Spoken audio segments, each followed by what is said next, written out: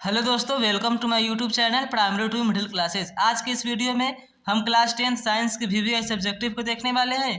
तो चलिए वीडियो को शुरू करते हैं। हमारा टॉपिक है दृष्टि दोष तथा उनका संशोधन। हमें दृष्टि दोष के बारे में पढ़ना है, इसलिए सबसे पहले हम जान लेते हैं कि दृष्टि दोष किसे कहते हैं।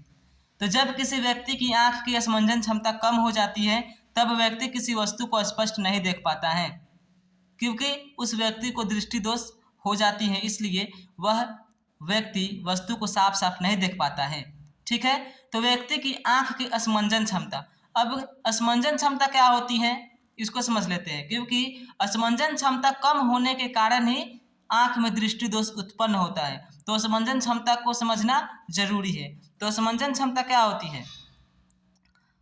आंख की स्मंजन क्षमता के द्वारा अलग अलग दूरियों पर स्थित वस्तुओं को साफ साफ देखने के लिए लेंस की फोकस दूरी को कम या अधिक किया जाता है, उसे ही स्मंजन क्षमता कहा जाता है। कहने का मतलब है कि लेंस की फोकस दूरी को घटाना और बढ़ाना, या लेंस की फोकस दूरी को घटाकर और बढ़ाकर दूर रखी और नज़दीक रखी वस्तुओं को साफ साफ देखना, ये सभी स्मंजन क्षमता के कारण ही हो पाता है। यदि स्मंजन क्षमता कम हो जाएगी तो हम लेंस की फोकस दूरी को घटा नहीं सकते हैं और ना बढ़ा सकते हैं। तो जब लेंस की फोकस दूरी घटाई और बढ़ाई ना जा सके तो हम दूर रखी और निकट रखी वस्तु को साफ साफ नहीं देख पाएंगे। इसलिए जब स्मंजन क्षमता कम हो जाती है तब आँख में दृष्टि दोष उत्पन्न हो जाता है। ठीक है, इसलिए यहाँ पर परिभाषा लिखा हुआ है कि जब किसी व्यक्ति की आँख की स्मंजन क्षमता कम हो जाती है तब व्यक्ति किसी वस्तु को स्पष्ट नहीं देख पाता है, क्योंकि वह लेंस की फोकस दूरी को घटा और बढ़ा नहीं पाता है, इसलिए उसे दृष्टि दोष हो जाता है। अब हम जानते हैं दृष्टि दोष के प्रकार। तो दृष्टि दोष के 3 प्रकार होते हैं। पहला है निकट दृष्टि दोष, दूसरा है दूर दृष्टि दोष और तीसरा है जरा दूर दृष्टिता। ठीक है, तो अब हम जानते हैं निकट दृष्टि दोष किसे कहते हैं। इस दोष में व्यक्ति निकट की वस्तु को स्पष्ट देख सकता है लेकिन दूर की वस्तु को नहीं देख पाता है। इस प्रकार के दोष को निकट दृष्टि दोष कहा जाता है।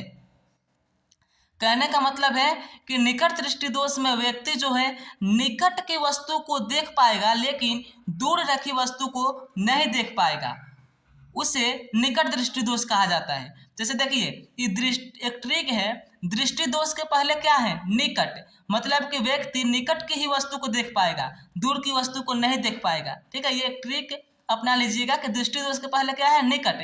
तो निकट की वस्तु को देख पाएगा और दूर की वस्तु को नहीं देख पाएगा। ठीक है, अब देखिए, निकट दृष्टि दोष युक्त व्यक्ति का दूर बिंदु अनंत पर न होकर नेत्र के पास आ जाता है, इसलिए व्यक्ति पास की वस्तु को आसानी से देख लेता है।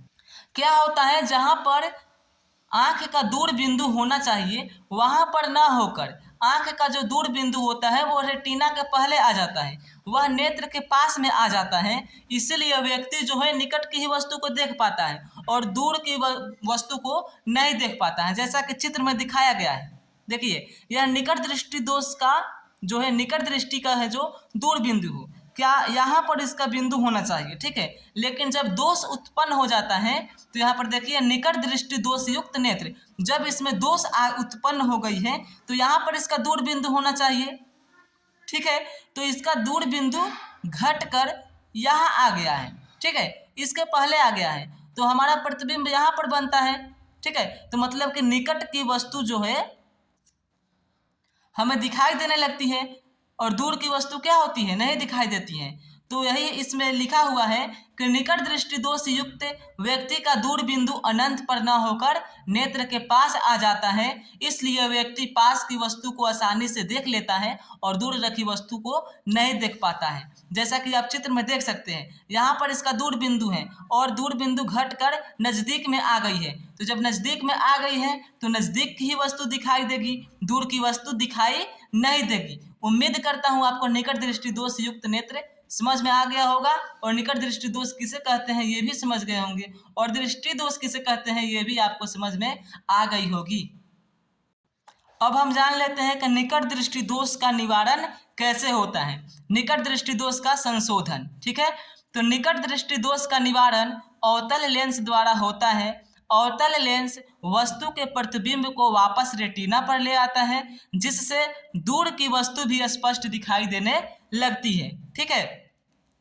इसका जो निवारण होता है निकट दृष्टि दोष का, वह अवतल लेंस के द्वारा होता है, ठीक है। जब निकट दृष्टि दोष के निवारण के लिए अवतल लेंस का उपयोग किया जाता है, तो अवतल लेंस क्या करता है कि आंख तक आने वाली प्रकाश की किरणों को फैला देता है, ठीक है। अवतल लेंस से जब प्रकाश की किरण का अपवर्तन होता है तो वो थोड़ा फैल जाते हैं और पुनः उत्तल लेंस द्वारा अपवर्तन के बाद सीधे रेटिना पर जाकर मिलते हैं। प्रकाश को जो किरणें होती हैं और प्रतिबिंब सीधे रेटिना पर बनती हैं, तो पुनः फिर दूर की वस्तु क्या होती है, दिखाई देने लगती है, ठीक है।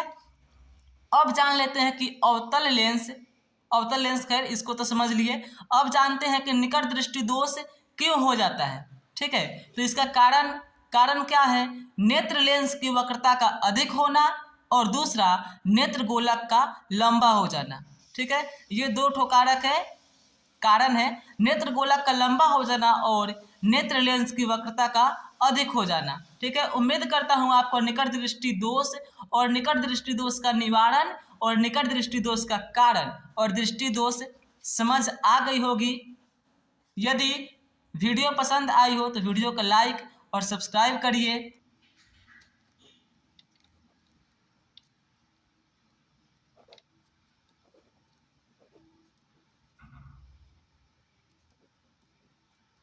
Thanks for watching this video.